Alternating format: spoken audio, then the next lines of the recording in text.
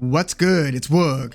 We have Jake Paul, 7 wins and 1 loss, taking on Andre August, 10 wins, 1 loss, and 1 draw. Jake Paul is obviously the YouTube turned boxing pay-per-view star who was first knocking off, influencers like Anderson Gibb, then former NBA star Nate Robinson, which was a shock to everybody who saw it on that Mike Tyson versus Roy Jones Jr. undercard. And then he started fighting, fighters, starting with a non-striking former Bellator champ, MMA fighter Ben Askren, knocked him out in the first round. Then he had the back-to-back fights with Tyron Woodley. The second time, Tyron Woodley was a late replacement when Tommy Fury pulled out of one of a couple scheduled fights with Jake Paul. But it was really those 2 fights against Tyron Woodley that had people go from saying, okay, we know he's just a pretty decent athlete with a really nice right hand, but he's not fighting fighters, or at least fighters who are known to be strikers. But after the split decision win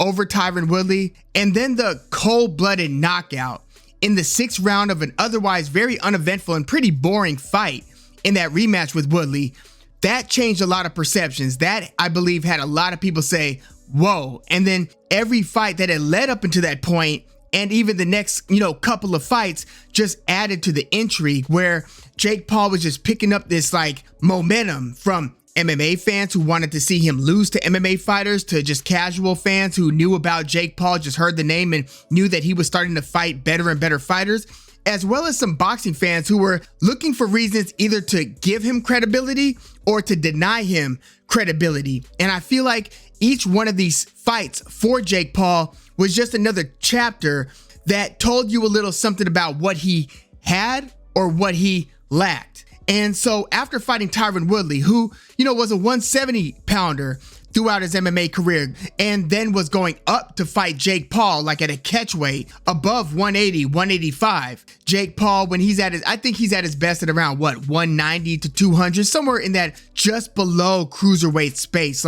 I really wonder if Jake Paul would be viable as an actual cruiserweight, rather than if he was able, if there was an 185 or 190 pound division, I feel like that would be the appropriate place for Jake Paul. But after those 2 Tyron Woodley fights, then he fights Anderson Silva, and he beats Anderson Silva in a very competitive unanimous decision win, where he drops Anderson Silva in the final round. Now, granted, this was a mid-40s Anderson Silva, but Anderson Silva was nearly the same size as Jake Paul weight-wise. Anderson Silva probably was a shade taller than Jake Paul. And Anderson Silva's probably the greatest MMA striker ever. Now, think about what that means.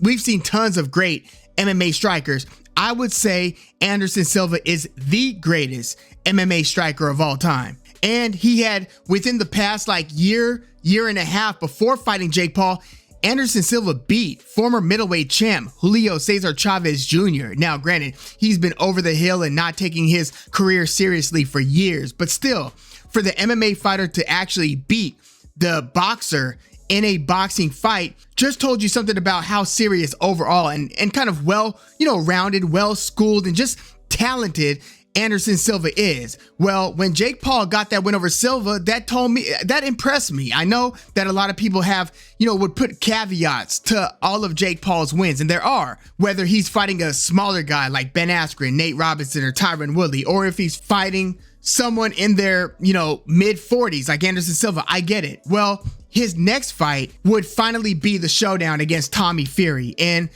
Jake Paul lost a close, competitive split decision to Tommy Fury. All's fair in boxing. The better guy, if it's adjudicated fairly, will get the win. And, I didn't look at Jake Paul as being that diminished from how talented I saw him to be.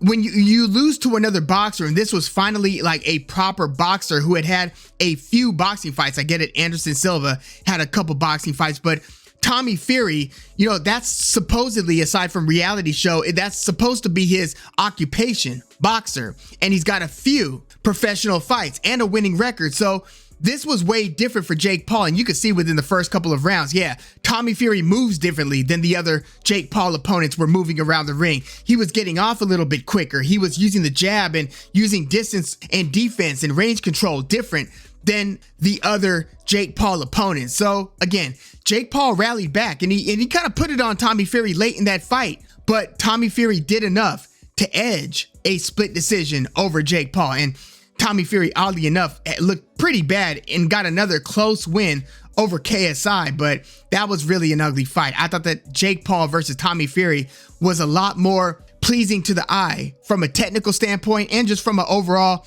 entertainment standpoint. I felt like I was watching two relatively lower level professional fighters. It looked like a professional fight. And so it was after that Jake Paul fights Nate Diaz. So where Tommy Fury, after Anderson Silva, was a step up from Tyron Woodley, Tommy Fury, you could argue, was a step up from Anderson Silva at his mid to late 40s. It's debatable still, but you could argue that Tommy Fury was a step up in a boxing fight from a mid 40s Anderson Silva.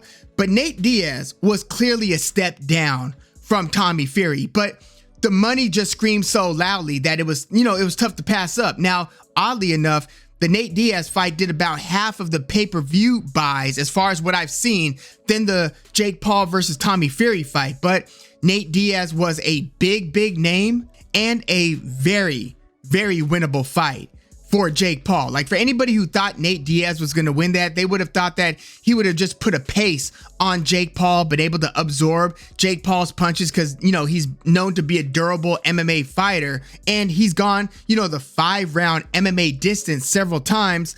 Jake Paul was entering his first 10-rounder against Nate Diaz. So maybe Nate Diaz would, have the stamina edge, endurance edge over Jake Paul, and maybe that would be the difference. But most people thought that Jake Paul was going to win that fight. Look, Nate Diaz spent his better days in the MMA at 155. He went up to 170 for a few fights, but even the guys that he usually fought at 170 were also guys that were 155ers, like Showtime Pettis, Conor McGregor. Conor McGregor was actually a 145 guy who went up to 170 to meet Nate Diaz there. And even Jorge Masvidal was a 155 guy before being a 170 guy. But Nate Diaz wasn't a big 170, and so he sure as hell wouldn't be a big, 185, 190 against Jake Paul. But, I was actually surprised Nate Diaz went the distance, the 10-round distance, and lost via unanimous decision. He got dropped in that fight. Jake Paul boxed pretty well. I mean, he was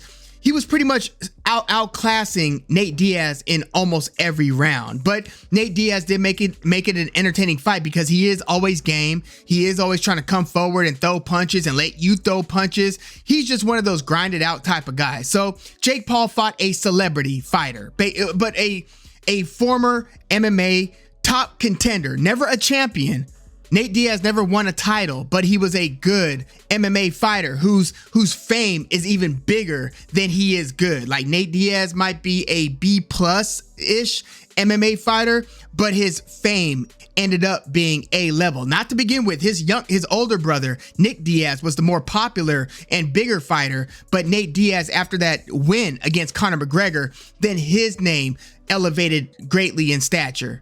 So after that Jake Paul win over Nate Diaz, I'm thinking, okay, what's next on this, this magic carpet ride? What's next in the Jake Paul saga? Is it going to be this MMA fighter? Is it going to be this celebrity? Is it going to be this kind of tweener? Or is he going to ask a boxer to come up in weight, way up in weight, to meet him there?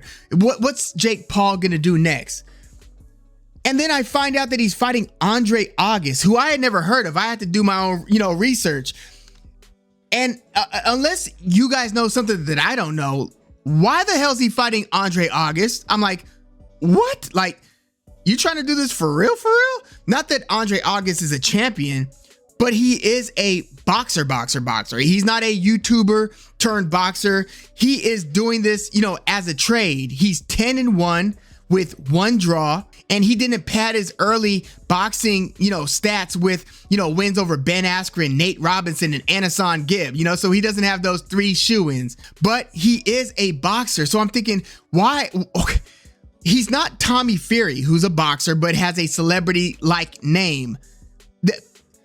There is so much risk to kill the momentum, to kill the lure of the Jake Paul story. And by the way, this undercard is very good. Like, I should probably be doing the co-main as a breakdown video instead of this one. It's Shadazia Green against Franchon Cruz-Dezurn. Jake Paul doing it again, elevating the women in women's boxing. So hats off to him for doing it. And that's one of my favorite things about this Jake Paul story is what he's done for Amanda Serrano and now Franchon Cruz-Dezurn and Shadazia Green. That's a very good fight. But with Jake Paul versus Andre August, you're fighting a boxer who really might beat you, and you get nothing but a name that nobody knows about as a win. Now, you do build credibility. I think that this, besides maybe Tommy Fury, maybe Anderson, no, this might be his most credible fight. This might be the most like, damn, really, Jake? Like, you really trying to win like hardcore boxing fans over? I don't get the play here unless he's really trying to get on a path to have a super fight against he keeps on mentioning Canelo Alvarez, which he keeps on mentioning Canelo Alvarez though, like, is that the vision? Is that what he sees? Like, and does he want to fight Canelo when Canelo's like at the end of like the serious part of his, historic career? I don't know exactly what the play is, but if we're to take Jake Paul at his word, he at some point wants to fight Canelo Alvarez, who's, he's fought at 175. Canelo has. Again, Jake Paul's closer to 190. But, the weights, given the experience, might offset each other where that's the lure. Canelo's significantly smaller than Jake Paul.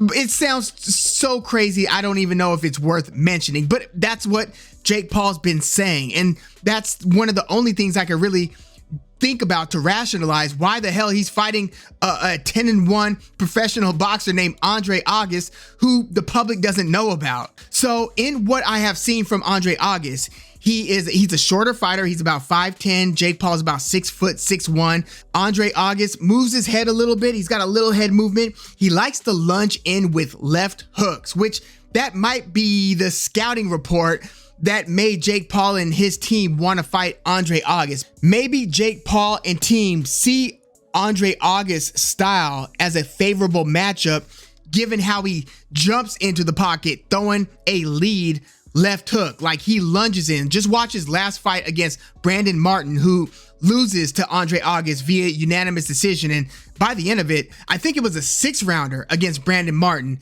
But by the end of it, Andre August was really putting a beating on Brandon Martin, who was a much, much taller fighter. And at the time had a record of 7-0 with 5 knockouts. So, Brandon Martin was a, boxer with a, early winning record, who fights Andre August. Andre August wins just about every round, and just kind of puts a beating on Brandon Martin. And that's the guy that Jake Paul's going to be fighting. So this is a fairly credible opponent for your, he's still within 10 professional fights. Even if you count up the influencers and, non-striking MMA fighter Ben Askren, Jake Paul has had 8 boxing fights, and only one of those was against a guy who's primarily a boxer, Tommy Fury. So maybe they did see that left hook, lunging in with the left hook, as being a vulnerability. Again, Andre August is shorter. He moves his head a little bit. He's got a decent right hand, but I feel like with right hands, fighters throw right hands when they are comfortable throwing right hands. You can see a fighter throw a right hand and keep on letting it go in certain fights, and then keep it at home in other fights. Like, look at how Ryan Garcia fought Javier Fortuna. He was throwing right hand leads all day long, popping them, again, right hand leads. And then you see him against Tank Davis, and then later on against Oscar Duarte in his last fight. And you didn't see nearly as many straight right hand leads as you did against Fortuna. So I think that Andre August is going to be mostly left hand happy. I think that he's going to kind of be sitting on the outside, but he doesn't wait too much. Like, he's pretty good at continuously coming in. But again, he comes in pretty damn aggressively, and he doesn't have like the length of Nate Diaz. So he's going to be coming in with the left hand. And again, when he throws it, he's got his chin out there and exposed, because he is the kind of dipping and gathering before he explodes with the lead left hook. So I think that they saw that,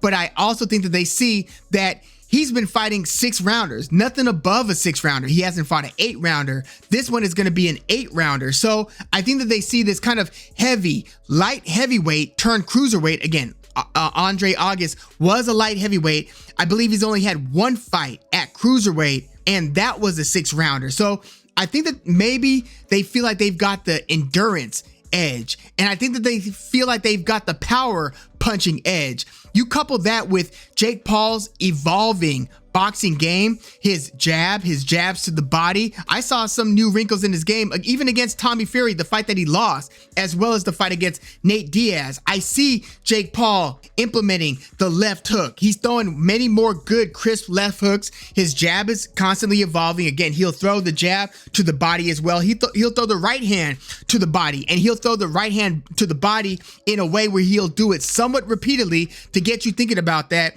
and then he'll put it up top like he did against Tyron Woodley in that rematch, the one that put him to sleep. It was really because of the setup. So Jake Paul has some deception in his game, and I think that with his evolving boxing skill set, he thinks that he could put together the package to beat this other boxer, Andre August. And in this fight, look, Andre August has a chance at, if he's aggressive and Jake Paul can't do anything to manage the range, and Jake Paul can't badly hurt him with the right hand, Andre August is going to be in his grill with letting his hands go, letting both hands go, but especially that left hook. Jake Paul, if there is an Achilles heel, I mean, I'm talking about an Achilles heel for a guy who's kind of a new boxer, a novice boxer on the come up, but who is taking the sport seriously as far as I can see it. I mean, just look at the maturity of his game, the development, how much better he's getting, and his increased opponent quality. Again, Nate Diaz was a step back from Anderson Silva and Tommy Fury, but Jake Paul is getting better. But what I still see lacking is his inside game. Yes, he is throwing a few uppercuts and he's trying to mix it up a bit on the inside, but I felt like Anderson Silva had the edge against him on the inside. I kind of think that Tyron Woodley, as ugly as those fights were, I thought that Tyron Woodley might have had a slight advantage on the inside. Also, Tyron Woodley's like 5'8", 5'9". And the moments that Nate Diaz was having were usually closer to the inside. So Jake Paul lacks a good inside game. Andre August is going to want to keep this a closer, in tight fight. I don't think he wants a jab battle with Jake Paul. Not to say that Andre August can't win a jab battle with Jake Paul. I just don't think that's where he wants to fight. I'm going to go, look, I was looking at this as being a trap fight. Like, yo, this is a 10-1 fighter who's got some power, who's got some boxing ability, some pretty decent head movement. But I do believe in Jake Paul's evolving skill set, and I think that he's going to impress a lot of, boxing fans in this fight against a boxer, no-name boxer, but a boxer where he's not getting the same, he being Jake Paul, isn't getting the same benefits of being in there with a guy with a big name. This is like all Jake Paul selling this fight pretty much. Like, it's Jake Paul kind of running the show, not with like Nate Diaz, who's coming in with a massive fan base as well. So this fight, unlike a couple of the last ones, isn't going to be a pay-per-view fight. I believe this one is on regular DAZN. But yeah, I'm going to go with Jake Paul here. I was thinking about picking Jake Paul, picking up his first knockout since 4 fights ago, knocking Tyron Woodley out in the 6th round. This would be his first knockout since, and I was tempted to go there. But I don't think that Jake Paul has, well, he's got power. He obviously got power. He put, the smaller Tyron Woodley to sleep. He dropped Anderson the Spider Silva. He hurt Tommy Fury, in my view, late. He dropped Nate Diaz. He's got power. But I think in this 8-rounder, I think that Andre August is gonna go the distance. I'm gonna take Jake Paul via decision here. I think he's gonna have to dig deep. I think he's gonna have to show some of that dog in him, which Jake Paul does work through difficult times. I've seen it in the fights against Tyron Woodley, against Anderson Silva. I've seen him work, have to dig against Tommy Fury, all of which were 8-rounders, and he's gone and won a 10-rounder, a full 10-rounder against Nate Diaz. I believe in Jake Paul's cardio relatively. I think he could fight a decent to good 8 rounds. I think he could do enough to win a close, competitive, but somewhat clear decision against Andre August. But yeah, let me know your thoughts on Jake Paul versus Andre August in the comments, and where do you think Jake Paul is trying to go with all this? Like, being that he's not fighting a celebrity, he's not fighting Conor McGregor, Jorge Masvidal, or anything like that. He's fighting Andre August. Why do you think that's the case? Let me know your thoughts in the comments. Who do you have winning this one and how? Please like the video, Subscribe to the channel if you are into the fight talk. I'm Woog. Thanks for tuning in.